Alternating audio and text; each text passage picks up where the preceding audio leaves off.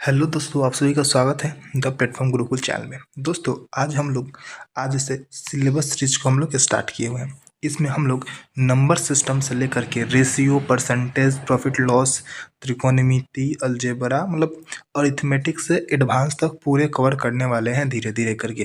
तो आज हम लोग नंबर सिस्टम को लेके चल रहे हैं, तो आप आराम से पढ़िएगा। हम लोग आराम से पहले थ्योरी करेंगे, फिर इस पर प्रैक्टिस करेंगे। आज हम बताने वाले हैं आपको कि प्राकृत संख्या, पूर्ण संख्या, विषम संख्या, सम संख्या, परिमेय संख्या, अपरिमेय संख्या, काल्पनिक संख्या, वास्तविक संख्या और भी न जाने कौन कौन सी संख्या होती है, उसके बारे में हम आपको बताने वाले हैं। तो देखिए, यह जो है वीडियो, इसमें आपको पूरा प्री प्लस मेंस यानी कि अरिथमेटिक से लेकर के एडवांस तक पूरे चैप्टर मैथ के कवर कराने वाले हैं। तो चलिए हम लोग वीडियो को स्टार्ट कर लेते हैं। तो देखिए, अगर आप चैनल पर नए हैं तो वीडियो को लाइक करिए और चैनल को सब्सक्राइब भी कर लीजिएगा। तो हम लोग वीडियो में देखते हैं कि जो संख्या होता है, क्या जो नंबर होता है यानी कि जो संख्या होता है वो क्या क्या हो सकती है। तो देखिए, जो हमारे संख्या है वो कुछ इस प्रकार से विभाजित रहती है कि ये दो प्रकार की होती है। एक तो हमारी काल्पनिक हो गई, क्या हो गई? काल्पनिक। और दूसरी हमारी वास्तविक हो गई, वास्तविक। एक काल्पनिक और दूसरी वास्तविक हो गई। और हम लोग देखें कि अगर जो ये वास्तविक संख्या है, इसको भी हम लोग दो पार्ट में बांट देते हैं वास्तविक में, जिसमें एक रेशनल होता है और दूसरा इरेशनल होता है। एक क्या होता है? रेशनल, एक रेशनल नंबर, और जो दूसरा हो जाएगा वो हो जाएगा क्या? Irrational number, irrational number, irrational number. और हम लोग जो हमारा जो रेशनल नंबर है, इसको भी हम लोग दो पार्ट में बांट देते हैं। ये जो आपका रेशनल नंबर है, ये इसको हम लोग दो पार्ट में बांट देते हैं।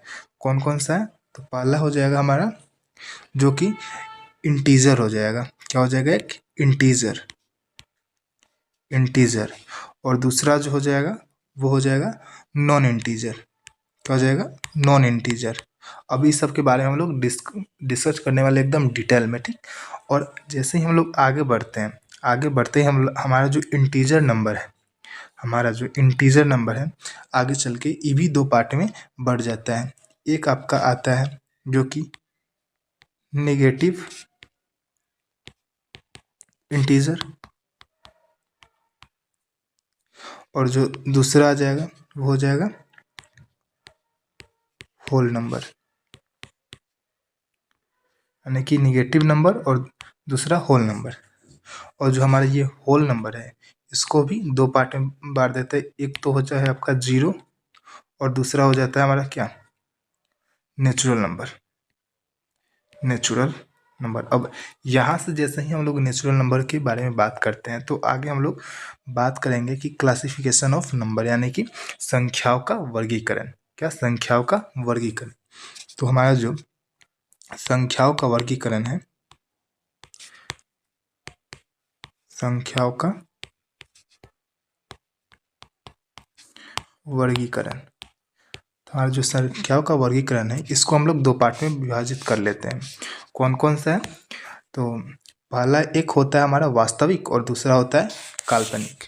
क्या होता है? एक होता है वास्तविक, एक होता है वास्तविक, और दूसरा क्या होता है कि काल्पनिक। वास्तविक संख्या, काल्पनिक संख्या। अब जो हमारा वास्तविक संख्या है, वो उसका आप लिखिए कि वास्तविक संख्या किसे कहते हैं। आप कॉपी कलम लेके बैठिएगा। तो वास्तविक संख्या हम लोग उस संख्या को कहते हैं जो जिस संख्या का रेखा, जिस संख्या का रेखा पर निरूपित किया जा सके, जिसे हम लोग संख्या पर निरूपित करते हैं, जिसे संख्या पर निरूपित करते हैं, ठीक। और जो हमारा काल्पनिक संख्या होता है, जो हमारा काल्पनिक संख्या है, इससे हम लोग रेखा पर निरूपित नहीं कर सकते हैं, यानी कि रेखा पर रेखा पर निरूपित नहीं कर सकते। और हमें कैसे पता चला है कि ये रेखा पर निरूपित किया जा सकता है नहीं किया जा सकता है, तो इसके बारे में हम लोग देख लेते हैं। तो देखिए, रेखा पर निरूपित करना और नहीं करने का मेरा आशय यह है कि अगर कोई संख्या +3 -7 5 19/13 5 बेटा के साथ 0.06758 √5 √11 ये सब है। तो ये सब हमारी वास्तविक संख्या होती है, जिसे हम लोग क्या कर सकते हैं, रेखा पर दर्शा सकते हैं। और रेखा पर दर्शा कैसे सकते हैं, इसको भी हम लोग आपको बताते हैं। देखिए, और अगला जो है आपका, जिसे हम लोग रेखा पर निरूपित नहीं कर सकते हैं, तो उसको लिखते हैं √−7 √−5 √−1। इस सब को हम लोग रेखा पर निरूपित नहीं कर सकते हैं। तो आप लोग जानिएगा कि जैसे ही हम लोग का -1 होता है, -1 इसको हम लोग लिखते हैं क्या, आयोटा। इसे हम लोग आयोटा लिखते हैं, यानी कि -1 बराबर आयोटा का स्क्वायर। इस तरीके से हम लोग लिखते हैं। आप इसको आप याद कर रखिएगा कि -1 को हम लोग क्या लिखते हैं, आयोटा लिखते हैं। -1 को हम लोग आयोटा लिखते हैं। इसको आप लोग लिख लीजिएगा कॉपी में। प्राकृत संख्या के बारे में, प्राकृत संख्या, तो जो आपका प्राकृत संख्या होता है, यह होता क्या है, तो गिनती की संख्या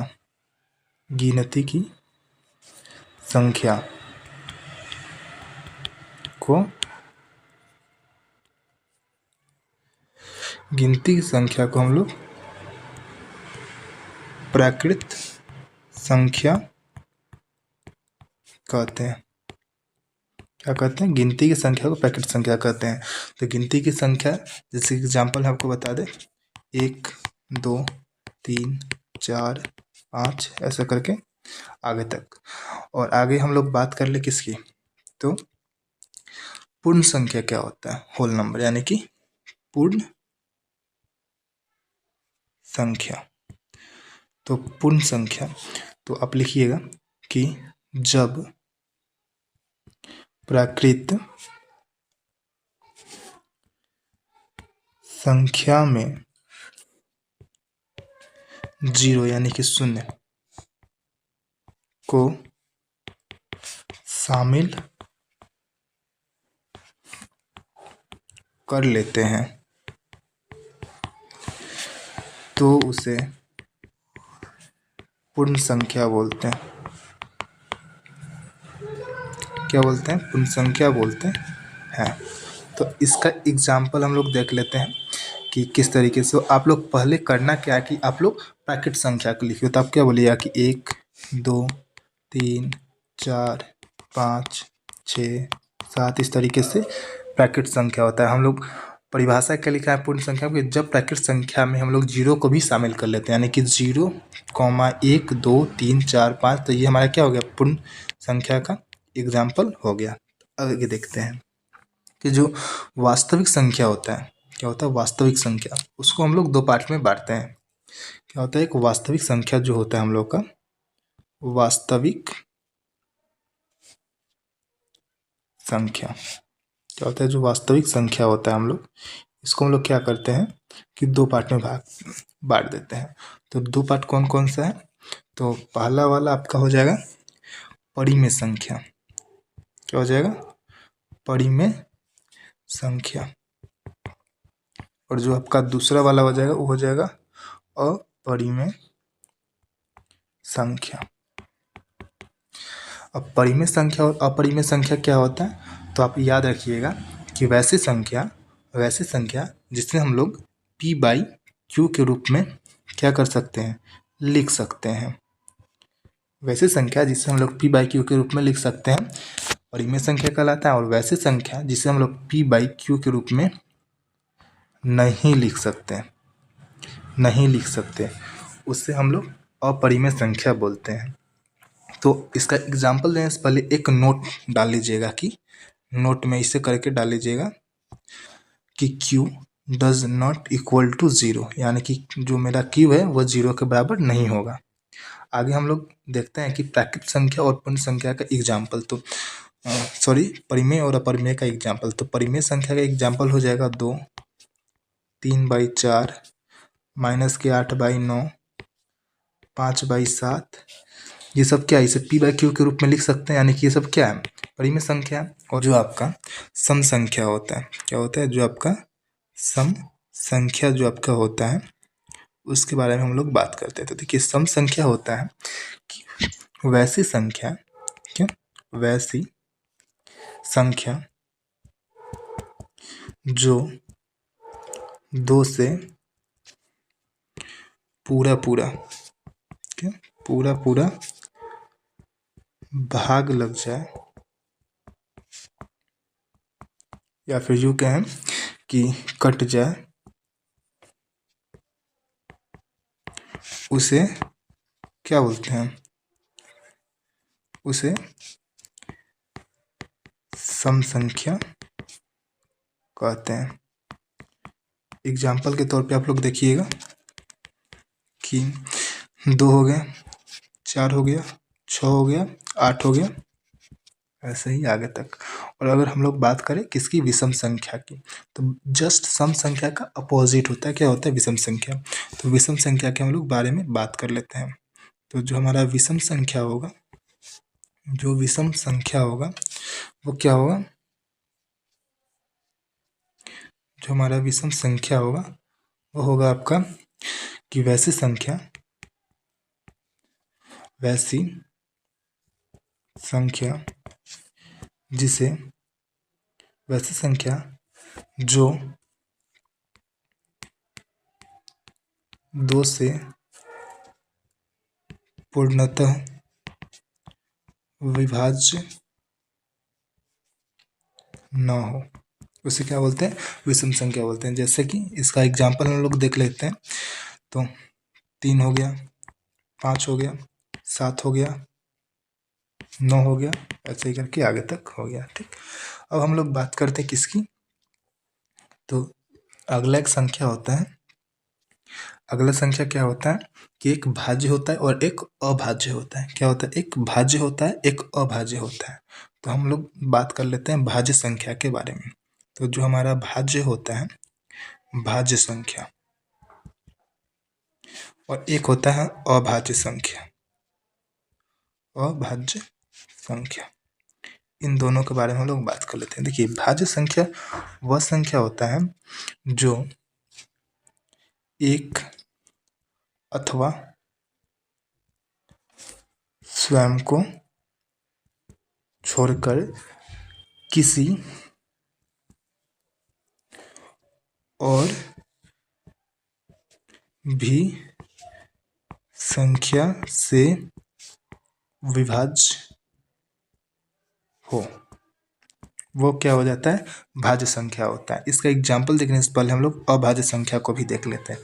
तो इसका जस्ट इसका अपोजिट कर देंगे कि वैसे संख्या जो एक अथवा, जो एक अथवा स्वयं को छोड़, स्वयं को छोड़ किसी अन्य संख्या से, किसी अन्य संख्या से विभाज्य ना हो, क्या ना हो, विभाज्य ना हो, उससे हम लोग क्या बोल देंगे, अभाज्य संख्या बोल देंगे। तो उसका एग्जाम्पल भी हम लोग देख लेते हैं। तो देखिए, जैसे कि हमारे संख्या अभाज्य और भाज्य में, तो 2 क्या एक और, आप लोग बताइएगा, 2 क्या एक और 2 के अलावा किसी और संख्या से कट सकता है, नहीं, तो वो क्या भाज्य कहलाएगा, नहीं, तो वो क्या कहलाएगा, अभाज्य कहलाएगा, यानी कि 2। आगे हम लोग देख लेते हैं 3, 3 एक और 3 के अलावा और किसी से नहीं कहलाएगा, कटाएगा, इसलिए अभाज्य। 4, 4 एक से भी कटेगा, 4 से भी कटेगा और 2 से भी कटेगा, तो क्या हो जाएगा, वो भाज्य हो जाएगा। 5, 5 एक से कटेगा, 5 से कटेगा, इसके अलावा किसी से नहीं कटेगा, तो वो क्या हो जाएगा, अभाज्य हो जाएगा। वैसे ही 6, 6 एक से कटेगा, स्वयं से कटेगा, 3 से कटेगा 2 से कटेगा, वो क्या हो जाएगा, भाज्य। तो ऐसा ही आप लोग याद रखिएगा। तो आप यहाँ से एक नोट पॉइंट लिख सकते हैं कि सबसे छोटी भाज्य संख्या क्या होता है हमारा, सबसे छोटी भाज्य संख्या वो हो जाता है आपका 4 हो जाता है। सबसे छोटी भाज्य संख्या हमारा 4 हो जाता है। सबसे छोटी अभाज्य संख्या हमारा 2 हो जाता है। क्या हो जाता है, सबसे छोटी अभाज्य संख्या हमारा 2 हो जाता है। और अब हम लोग बात करेंगे कि ठीक है, सबसे छोटी अभाज्य संख्या आपने 2 बताया और सबसे छोटी भाज्य संख्या आपने हमें 4 बताया। तो जो 1 है, क्या ये जो 1 है ये तो 1 से भी कटेगा और सम यानी कि 1 से भी कटेगा। तो ये क्या है, तो ना तो ये भाज्य है और ना ही ये अभाज्य है। आपको ये 3 पॉइंट को नोट करके रखना है। नोट पॉइंट डालिएगा, क्या डालिएगा, नोट पॉइंट डालिएगा। और आपको 3 नोट लिखने हैं। क्या क्या लिखना है 3 नोट में, तो पहला नोट, दूसरा नोट और तीसरा नोट। तो आपका पहला नोट में लिखना है कि एक, क्या एक जो कि ना तो भाज्य है और ना ही अभाज्य है। दूसरा में लिखना है कि 2 एक अभाज्य संख्या है, यानी कि 2 सबसे छोटी अभाज्य संख्या है। और नोट 3 में लिखना है कि 4 सबसे छोटी भाज्य संख्या है। 4 सबसे छोटी भाज्य संख्या है। अब हम लोग बात कर लेते हैं किसके बारे में। तो आपका सम हो गया, विषम हो गया और भाज्य हो गया, अभाज्य हो गया। तो आगे तो बस इतना ही होता है। और आगे हम लोग देख लेते हैं कुछ उससे जुड़ी हुई फैक्ट्स के बारे में, यानी कि जिससे ऑब्जेक्टिव क्वेश्चंस यानी कि जो बनते हैं सीधा सीधा क्वेश्चंस आते हैं उसके बारे में। तो आप कुछ नोट पॉइंट लिखिएगा, आप लोग फिर डालिएगा नोट, फिर आप लोग डालिएगा नोट, आप लोग फिर से डालिएगा नोट।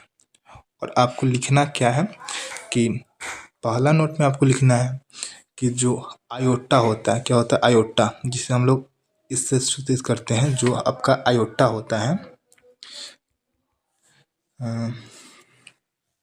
आप लोग को लिखना है कि माइनस का रूट 1 क्या होता है। ओके, 1 को लोग क्या बोलते हैं, आयोटा बोलते हैं। तो यहाँ से अगर हम लोग बात करें कि माइनस का 1 क्या हो गया, तो आयोटा का स्क्वायर हो गया, क्योंकि यहाँ का जो आपका रूट है इधर आकर के क्या हो जाएगा, स्क्वायर में बदल जाएगा। तो आप लोग याद रखिए कि माइनस का रूट 1 क्या होता है, आयोटा के बराबर होता है। दूसरा हमें बात क्या याद रखना है कि जो आपका सम संख्या होता है, क्या होता है, जो आपका इवन नंबर होता है, जो आपका इवन नंबर होता है वो हर बार 2k के फॉर्म में होगा। 2k के फॉर्म में कहने का अर्थ क्या हुआ, तो 2k के फॉर्म में कहने का अर्थ हुआ कि कोई भी संख्या यानी कि 2 है और एक संख्या k के जगह पे सम संख्या रख दीजिए 2, यानी कि 4, एक क्या आएगा, इवन नंबर यानी कि सम संख्या आएगा। ऐसे ही 2 इंटू के जगह पे आप लोग क्या रखिएगा कि कोई संख्या रैंडमली रख लीजिए 1, फिर भी 2 आएगा। 2 गुने 3 रख लीजिए फिर भी 6 आएगा। 2 गुने 4 लिख लीजिए फिर भी 8 आएगा। तो देखिए के का मान हम लोग कुछ भी रख रहे हैं तो हम लोग का जो प्राप्त हो रहा है संख्या क्या आ रहा है, इवन नंबर आ रहा है, यानी कि सम संख्या आ रहा है। यानी कि जो 4 हो गया, 2 हो गया, 6 हो गया, 8 हो गया, ये सब क्या है, इवन नंबर है। यानी कि इवन नंबर का जो आपका रूप होगा वो होगा 2k के रूप में। आगे हम लोग बात करते हैं ऑड नंबर। ऑड नंबर कहने का मतलब क्या होगा कि आपका अभाज्य संख्या, क्या अभाज्य संख्या यानी कि ऑड नंबर। तो ऑड नंबर का जो फॉर्म होता है वो होता है 2k प्लस माइनस 1। क्या होता है, 2k प्लस माइनस 1 होता है। देखिए कई जगह पे आपको 2k प्लस 1 होगा, लेकिन आप इसको याद रखिए 2k प्लस माइनस 1, यानी कि आपका 2 का 2 होगा, क्या होगा, आप लोग इसको संतुष्ट कर सकते हैं, 2 का 2 होगा। और k के जगह पे कोई भी संख्या 1 रख लेते हैं मान लीजिए, और प्लस 1, 2 एकम 2 और 1 3। ऐसा नहीं, इसमें से घटाकर भी हम लोग देख लेते हैं। 2 गुने 1 माइनस 1 क्या आ जाएगा, 1 आ जाएगा। अब हम लोग 2 गुने 2 प्लस 1 कितना आ जाएगा, 5 आ जाएगा। 2 गुने 2 माइनस 1 3 आ जाएगा। 2 गुने 3 प्लस 1 7 आ जाएगा, 2 गुने 3 माइनस 1 5 आ जाएगा। तो अब आप लोग यहाँ पर देख सकते हैं कि किस तरीके से हम लोग के का मान कुछ भी रख लें। यहाँ पर 1 रखे हैं, यहाँ पर 1 रखते हैं, 2 रखे हैं, यहाँ पर 2, यहाँ पर 3, यहाँ पर 3 रखे हैं। 1 जोड़े हैं फिर भी मेरा 3 आया है, क्या है, ऑड नंबर। 1 घटाएं फिर भी मेरा ऑड नंबर आया है। एक फिर से यहाँ पर ऐड किए किस में, जब के का मान 2 था फिर भी हम लोग का क्या है, एक ऑड नंबर आया। फिर 1 घटाएं जब हम लोग के का मान 2 रखें फिर भी मेरा एक ऑड नंबर आया है। आगे भी देखिए यहाँ पर जब ऑड नंबर की जगह यानी कि के जगह पे हम लोग 3 रखें और 1 जोड़ें फिर भी मेरा ऑड नंबर आया है। आगे फिर 3 रखें और 1 घटा दिए फिर भी मेरा क्या है, ऑड नंबर आया है। तो आपको याद रखना है। और आगे हम लोग बात करें कि जो सबसे पहले हम लोग बात कर लेते हैं कि आपकी जो संख्या होती है, इतनी प्रकार की जो संख्या होती है, उसके बाद हम लोग के शांत और अशांत के बारे में बात करना होता है। किसके बारे में, एक तो आपका शांत होता है और दूसरा क्या होता है, अशांत होता है।